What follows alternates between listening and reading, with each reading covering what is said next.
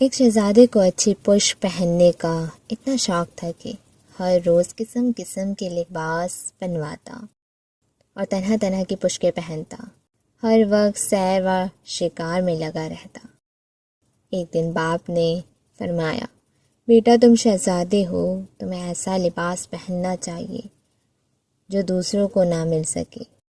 یہ قیمتی کپڑے جن پر تم اکڑتے پھرتے ہو ہر شخص بنوا سکتا ہے۔ شہزادے نے عرض کیا، پھر وہ لباس کون سا ہے جو دوسروں کو نہیں مل سکتا؟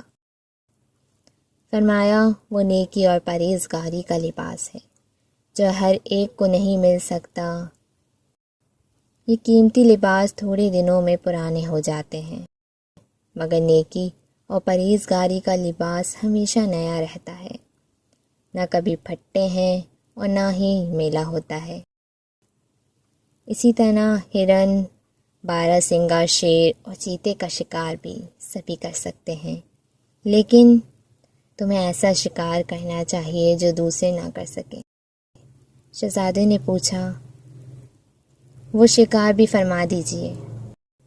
رعایا کے دلوں کا شکار، اپنی رعایا کے دل جیت لو، یہ وہ شکار ہے جو ہر کوئی نہیں کر سکتا۔